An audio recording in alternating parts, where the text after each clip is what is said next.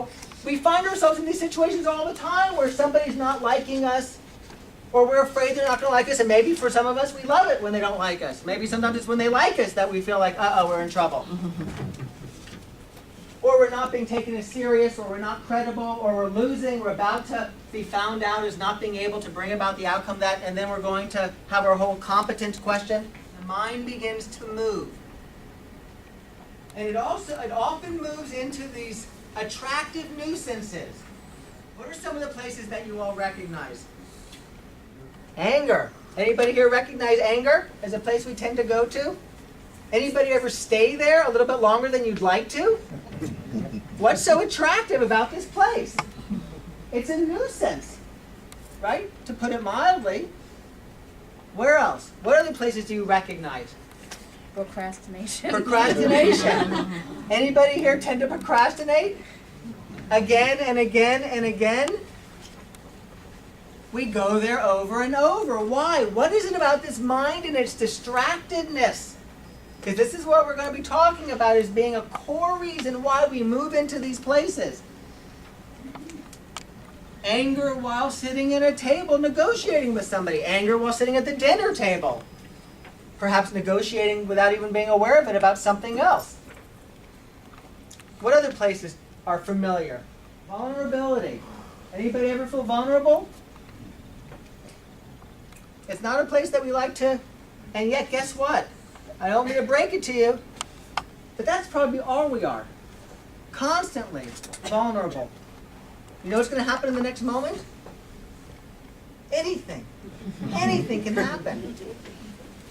You see, the last moment and all of the moments leading up to this moment cannot be any other way than they are. Right? Do you ever try and change what took place? Do you ever try and look back and say, oh, that wasn't the way it was supposed to happen? I can't believe that he did that. I can't believe the judge ruled like that. And then you talk about it to this person and then to that person, and then you think about it. It already happened. There's the story of the two monks who were walking a long, long time ago. And they're walking and they come across a river, a really torrential river. And there's a woman standing there. They need to get to the other side, and so does she. And one monk is senior and wise, and one monk is junior. And they're not supposed to touch a woman. But she needs their help. So the senior monk goes, let's help her. And they're like, oh, we're not supposed to. They pick her up and they go to the other side, and then off she goes on her way.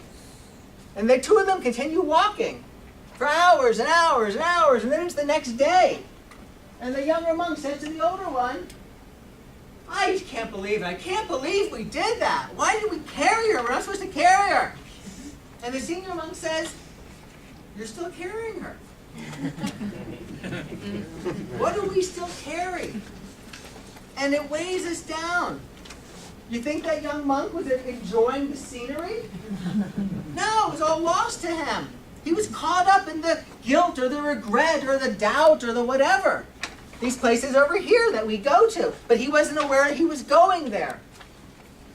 If we're not aware that we're going there, if we're not aware that our mind is taking us back to anger or taking us back to regret or taking us back to guilt or taking us back to fear or taking us back to the places that are very familiar, and what we know about the brain is neurons that fire together wire together. You have an experience and it wires itself, so you're going to be more likely to have that experience the next time. It isn't that our brain doesn't change, it's that it keeps reinforcing itself and gets stronger and stronger in these habits and these conditioned states of mind. The beautiful thing is that if we choose to, we can begin to undo. It's like a ski slope. You go down the ski slope over and over and over, and of course when you get to the top of the hill, you're more likely to take the same path again. It's familiar. It might even be scary, but it's familiar. It's the one you know.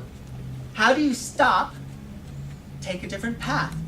Just like the grooves in the snow hill get thicker and thicker and thicker, every time you take it, the grooves in the brain, the neural pathways in the brain, wire themselves, the routing gets tighter and tighter and tighter. So you're more likely to experience it again. What we're learning is that when you intentionally choose to experience the moment differently, you take a different path.